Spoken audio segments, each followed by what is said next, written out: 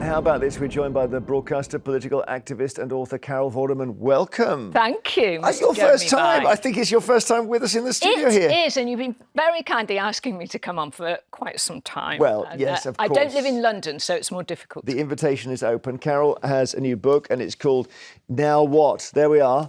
She is on a mission to fix broken Britain and inspire people to find their political voice. We'll go through some of your manifesto points shortly, but it was probably about a year and a half, 2 years ago when you just suddenly exploded on the scene. Yes, in anger, I think. Well, what was the key moment? I think it was really... I'd been involved on the outskirts of politics in the areas that, not surprising, I'm interested in over many years, maths and children's safety. Yeah. And so I'd worked with David Blunkett previously, but on those specific subjects, for instance, internet safety for children and the National Numeracy Hour in the late 90s. Yes, but that wasn't incendiary. No, and then for my many sins, I worked with Michael Gove and Dominic Cummings in around 2009, 2010. Again, that was about the maths curriculum. And I think it was really during because my background is I grew up in abject poverty as part of a single-parent family in the 60s in North Wales. So I was always a free school meals kid. And I think your politics comes from your background, largely. Mm-hmm. So, and how you perceive the world and what your sense of justice or fairness is comes from that. So I see Gizzo looking on nervously, waiting for the first mention of his boss. I know. I've never worked for Dominic. We know it's coming. Yeah. I have never worked for Dominic Cummings. No, I'm thinking about Boris Johnson. I can see it coming. Go on. He's moving his chair to the left. Yeah. Steady on, old boy. So when obviously COVID happened, and many of us as broadcasters were making shows where we were showing the goodness of people. So it's a little bit like the Pride of Britain, that spirit of volunteering and being there to help your fellow man, woman, child was very much a part of what we did. And during that time, I have an online maths school and we went free and we had about 500,000 primary school children registered to be taught by their Auntie Carol and so on. So it was that very much that kind of spirit. And we were all clapping on a Thursday evening.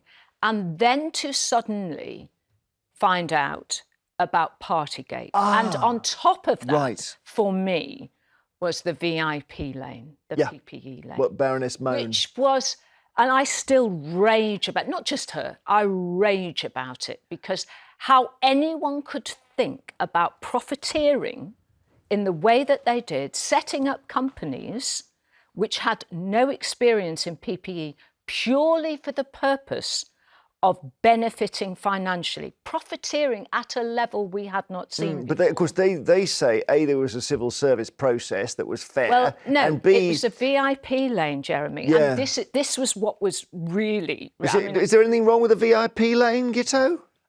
I wasn't there and I'm not justifying the excess. I see it through a different lens. What I see is there's a whole load of kit that we did not need pre-COVID that we suddenly did. So by definition, you had to get people who were not producing this equipment to start producing it. And therefore you had schools that started printing, using their 3D printers to do stuff. You had people who made, sports clothing who started doing PPE.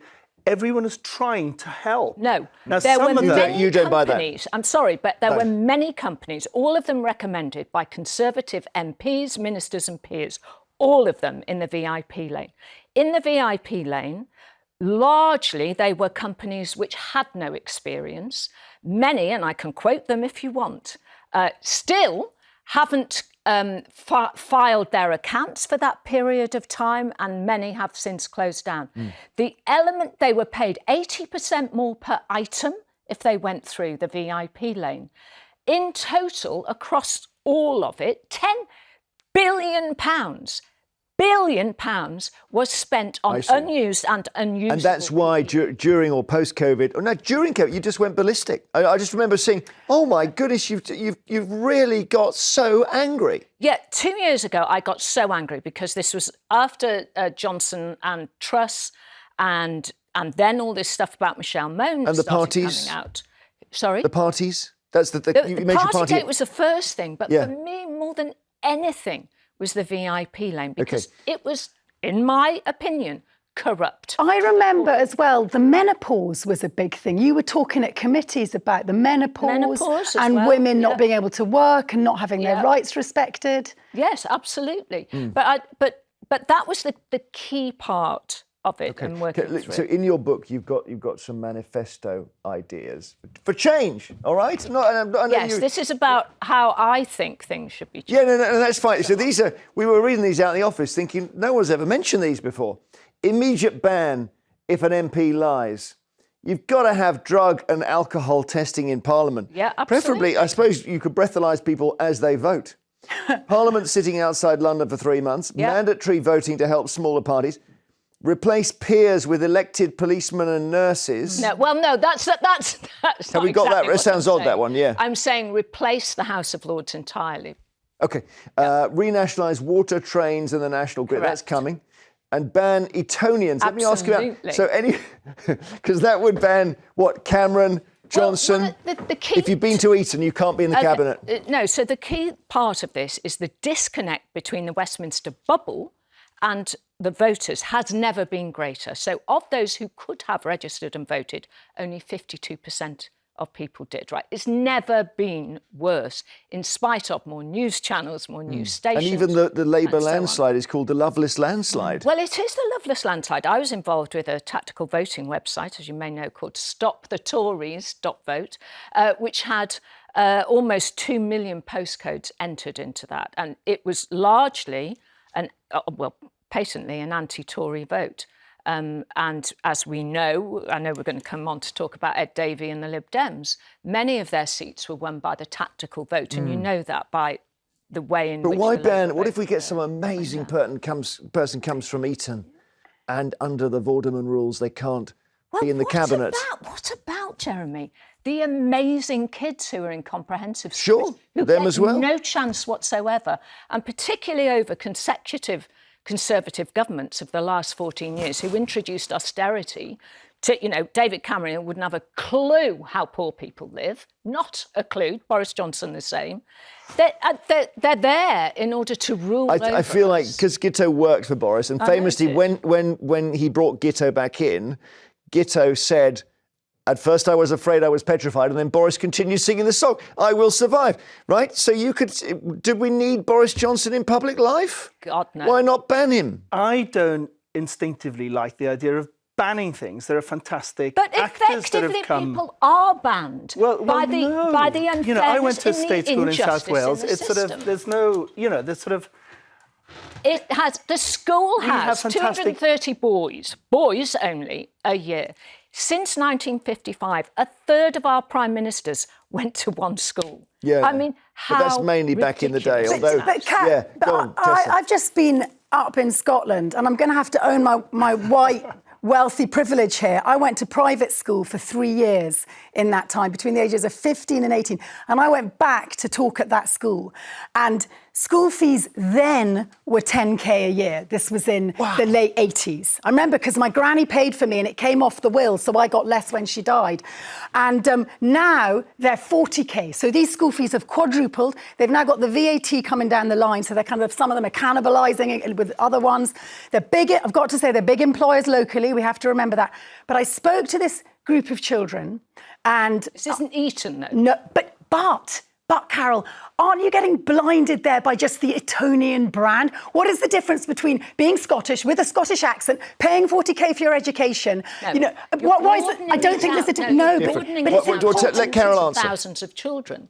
This is specifically about the influence of one school, which has been to the detriment of the population over the last 14 years. So I would say, ban old Etonians from the cabinet and having that much influence over the public purse until at least 2050. But can you blame children? I think that's the point. I saw this group of children. It's blaming a system. It is the establishment. I get that, and I don't like it, and I think we need to dismantle it, and there's ways of doing it. I'm not sure the VAT is the right way. But when I looked at this group of children, they have no real concept of how privileged they are, because you live in a bubble. But if you go to Eton, these children... Understood. Talking about Eton. About one school. I want to ask ask you So about it's something fine else. to go to Harrow Yeah. or Westminster Harrow's fine. or Talking St about- Paul's talking or any about of these one other It's very schools. specific. And it's here. great because we're discussing it. Yeah, that's yeah. the purpose of And the also manifesto. But do You need to- do you ban sportsmen? Because the number of No. Olympians who come out of those top schools, You the just- number of actors You have that are just- hugely successful, no. the numbers of... Oh, OK. And actually, so ban- does ban let's the talk actors. about the privilege of the upper middles in television now.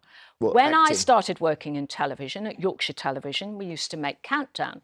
Around about 90% of people who worked there, and Granada the same, which were the two big powerhouses in the north, were from the working class. Right now, and I gave the alternative McTaggart last month at the Edinburgh TV Festival, brilliant. only 8% Yes. work in that. So the disconnect again between broadcasting and the voters, and the majority of whom would classify, as I would, as from working class, then it has never been greater. It's I mean, I look at acting and I think someone like Eddie Redmayne or Benedict Cumberbatch are quite posh. And I think maybe it's because they're landed, they've got money, they can afford to spend 3 years trying it. If you're working class, you're up against it, you've got to get a job from day one. Let's just be And it's honest much about harder. this. Yeah. It's really insecure.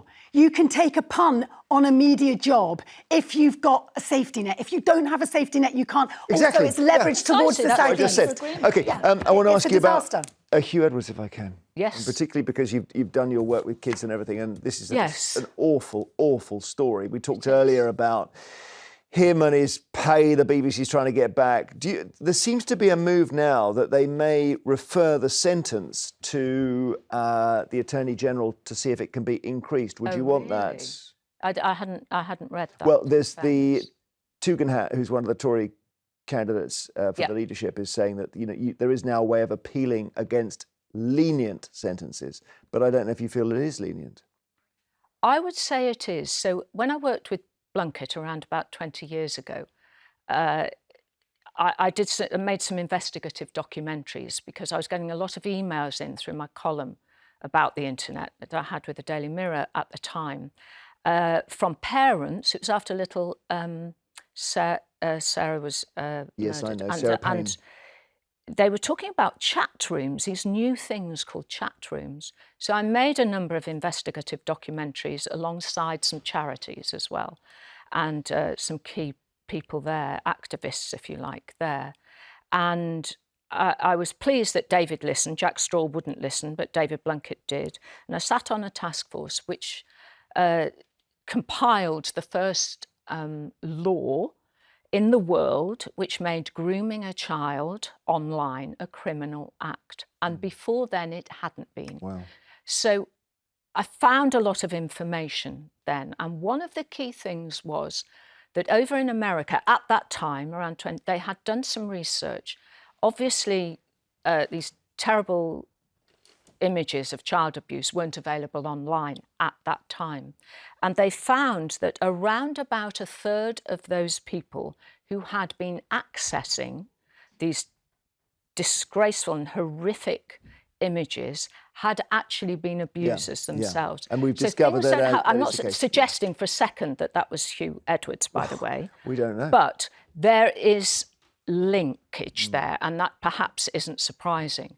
And so I would say that we should have zero tolerance. So you want jail for this kind of offence, not suspended? All right. Absolutely. We'll talk a bit more after the break. We'll talk about you know that. So listen, back to politics. Carol I was going to say you'll wince at this because straight away Keir Starmer has got into all kinds of bother. That's the sort of Tory-type bother. So tickets to Taylor Swift, hospitality tickets to Arsenal, then you've got... Passes for glasses. Clothing, passes for glasses, very good. Yes. The clothing thing. Don't even mention the winter fuel. Are you thinking, wait a minute, I recommended the wrong party here? No, I didn't recommend Labour. Well, you sort of did. No, I didn't. You said don't vote Tory. No. Because that's the only one who's going to get in. Well, this is part of what's in the book, because I would like proportional representation. Sure. And also what they've had in Australia for over 100 years, which is mandatory voting. So to get away from this disconnect. You don't want anyone to run the country. No, I didn't say that. But isn't it the case we can't... There's no one who can run us now. No, let me talk about this. We're ungovernable. Say again?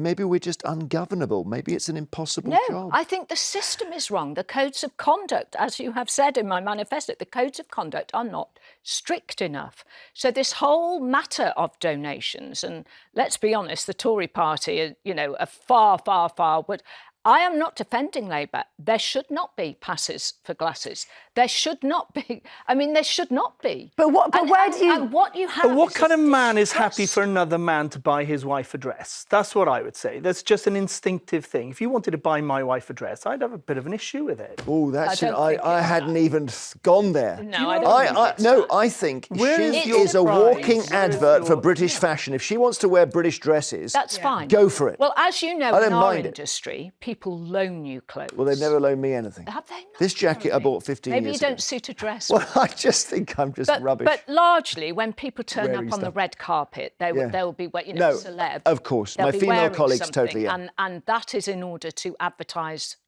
the clothes of that particular designer. That is common. Do we mind with Mrs. And Starmer? in that case, then that would have, I think, been fine. If I love her being clothes horse for British fashion, but Yeah, not exactly. for a Labour donor. Okay. And what is wrong with Keir Starmer that he needs a Labour donor to pay for his glasses? The glasses Every are very time I see his expensive. glasses now, It's I'm going to wrong, think... and it needs cleaning up, and it needs. There are so many things that are wrong with it. I think and it makes that leads to the distrust. In, No, okay. in It makes it too hard to be a politician. I mean, today, coming here, I got a free chocolate croissant. Where do you say that freebie is too big a freebie? It becomes an Well, you're not in Mine power. is. I know I'm not in power, but if I was in power, where do you draw the line? Well, you don't have to draw it at Merchandise? croissants. Come on. No. No, but my point is, it's very difficult to legislate for or make rules for, and you isn't, though, put is people it? off taking the highest But it offices. isn't difficult. I think the That's serious point is who would go into politics if it becomes more and more and more intrusive? And I think, unpopular view though it is, we should halve the number of politicians and double what they're paid. And our Prime Unpopular. Minister should be paid enough money that he or she does not need to worry about childcare and clothes and glasses. And Taylor Swift tickets, yeah. All right, there's a story in the papers. We haven't done it yet, and we're going to do it today. And it's it looks on the surface like an incredibly dark story. It's about a man called Dominique Pellicot. He's now known as the Beast of Avignon.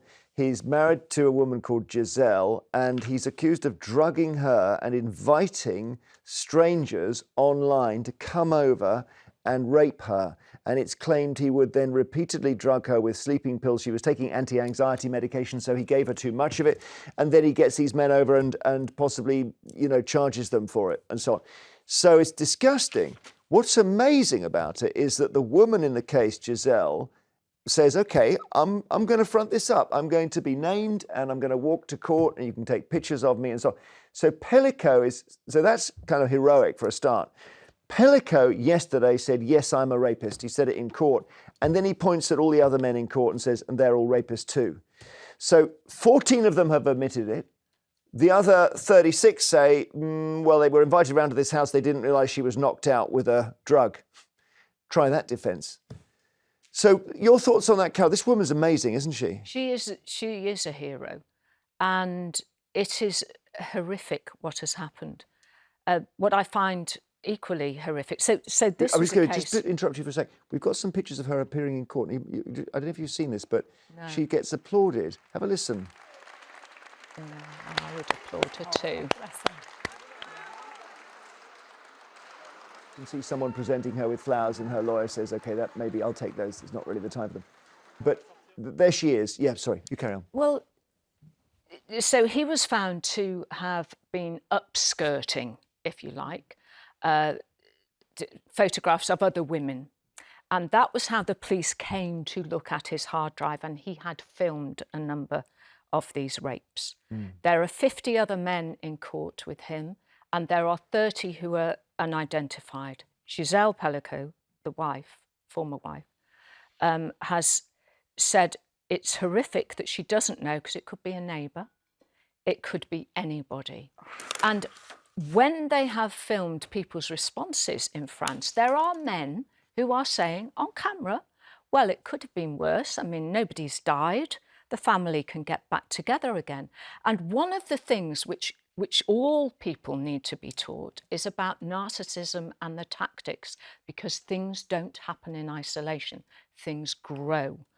Now, he said in court, I love my wife. Now, this is a typical tactic of a narcissist, and any woman who has been abused or coercively controlled will know these tactics. So the narcissist will do something small which makes you uneasy, and then they'll say, oh, yes, but don't worry about it. And this circle of your acceptable behaviour grows. Tessa, what do So you it's think? a very serious Tessa, issue. what do you think of this case? The details are absolutely horrific. So he touts 4 men to come and abuse his wife. I'm looking for someone to abuse my wife asleep. He wrote to one man online, you're like me, you like rape mode. He had strict rules when they came into his house. The men undressed in the kitchen, had not to smoke or wear perfume, and had to warm their hands first to avoid waking her. She is very worried. She's got early onset Alzheimer's. And why does she have these recurring gynecological problems? Because he is drugging her so repeatedly, it's affecting her memory. And can you imagine what's going down in the nether regions to that poor woman who is the recipient of dozens of men she does not know, but perhaps actually does know because she bumps into them in the village shop a few hours after they've raped her. It is so dark. The worst thing is he reads out, or it's read out in court about his rules, warming the hands, and men in court who are accused sniggered. They sniggered. Yeah.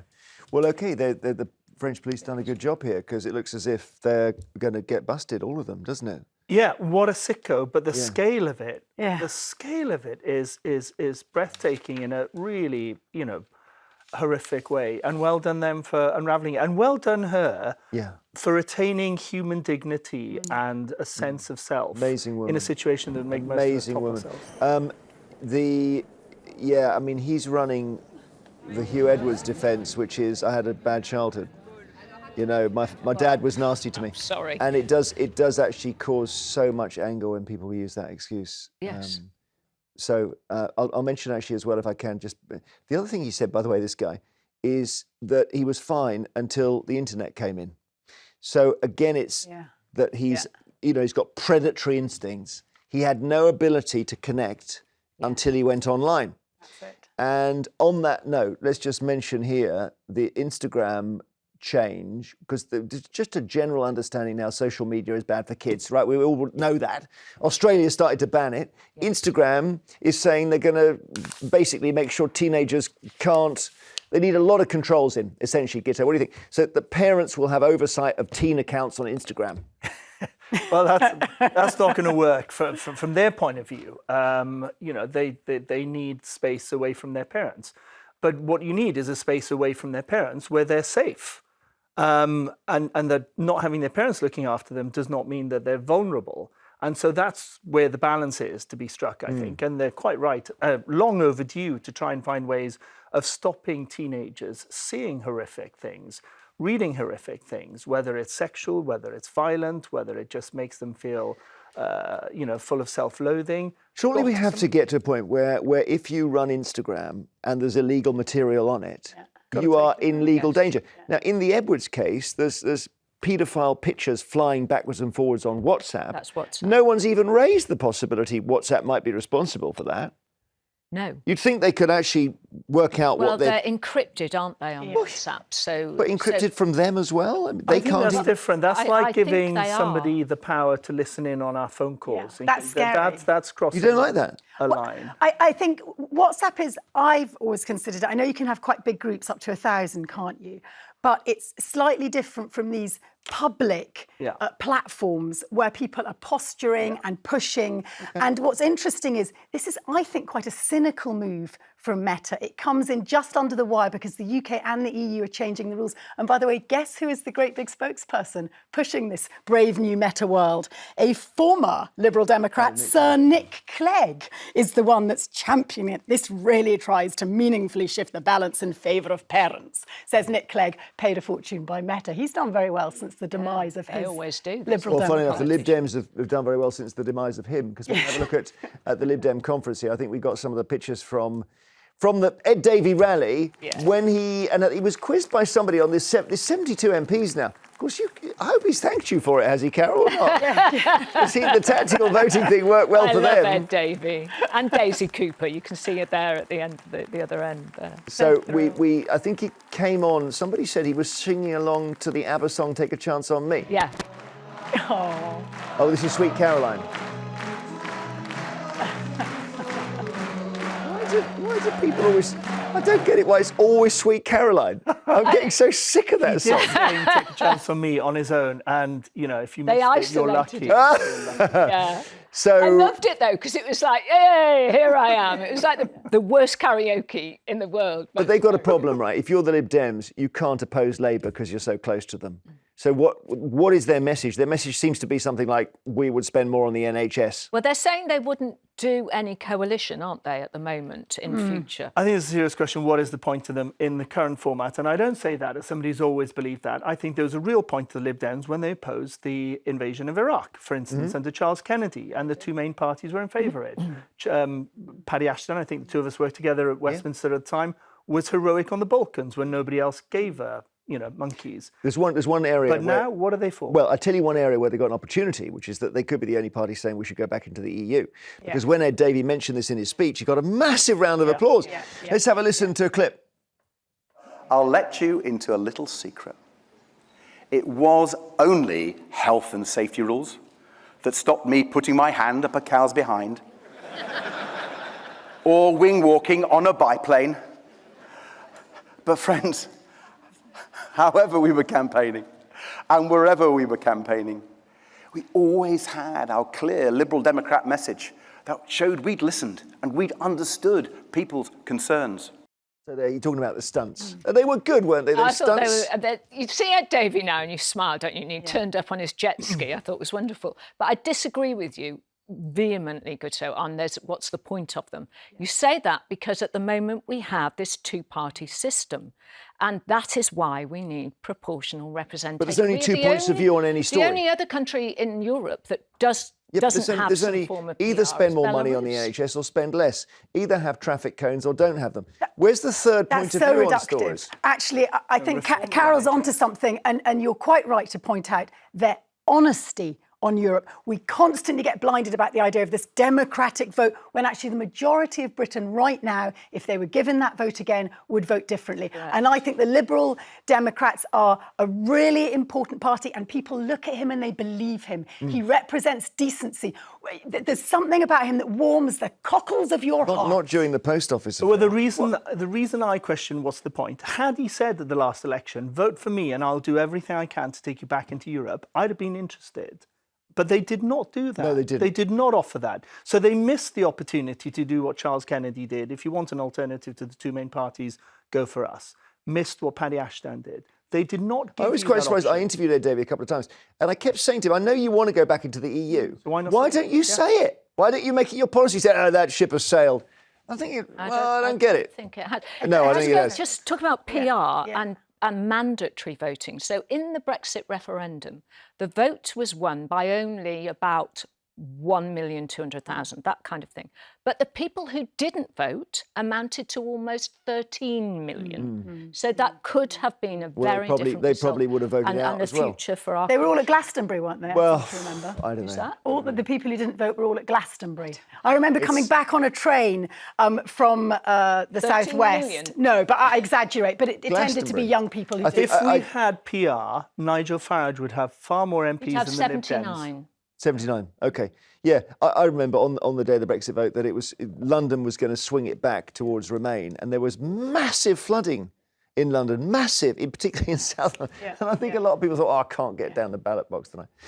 Gitto, this is the most important story. We want to call Wales Cymru, not Wales. Yay! I call Wales Cymru when I'm siarad Cymraeg, but when I'm speaking English, I call it Wales. When I'm siarad Cymraeg, when I'm speaking Welsh, I call Bath Caerfaddon. And so I'm not wedded to the idea that everybody's got to use one language to describe somewhere, because I don't want to be forced to call Caerfaddon Bath when I'm speaking Welsh. So I think people should be aware that there is a name for Wales, Cymru. But there are all kinds of issues to get into there. Cymru with a U is the country. Cymru with a Y is the people. Cymraes is a Welsh woman. Cymro is a Welsh man. So actually, there's a whole can of worms open up by asking people to use Cymru. Turkey recently announced they're changing their name because they realised the word Turkey sounds ridiculous in other contexts, right? And they said, our name is now Turkey. This is about a year ago. Yeah. Nobody paid a blind bit of notice. No. I mean, I've got a friend who said I'm going on holiday to Turkey. I said, there's no Turkey anymore. That country doesn't exist. But it's interesting how it worked for Kyiv. We just overnight stopped calling it Kiev, and we changed because it mattered, because that was about propaganda attack. Yeah, I mean, I think that's a very interesting one, isn't it? Why it wasn't changed before the war, I don't quite get. But yeah, that's Kyiv now. You're right. You can. So, would you change it, Carol? Well, no. I mean, realistically, I always say Cymru. Yeah. Are you a Welsh speaker? Yeah. No, I'm not. No, I did my O level. Do you feel a bit discriminated against in certain sections of Wales because you don't speak Welsh? No, I don't. No, they're quite inclusive of all Welsh. I love that the Welsh language is growing. My maths teacher was a Welsh nationalist, Mr. Palmer Parry, and he was very, very Welsh from near Carnarvon, he was very Welsh. And he was up in front of the magistrates because back in the 1970s, he and his wonderful wife used to go around spraying out the English road signs with green paint. Yeah, Mr. Parry, love him. Well, listen, it's so nice to see you and to hear about your book, which I'm now going to hold out. Everyone buy Carol Vorderman's book, Now What? And you'll come in again when you haven't got a book, won't you? I will, One day we can get you in. Let me make sure that's not. There we go. So, thank you. Lovely to see you. Thank you, John. We'll have more after the break when Vanessa will be joining us, and you could soon start being scolded about your eating habits at the supermarket.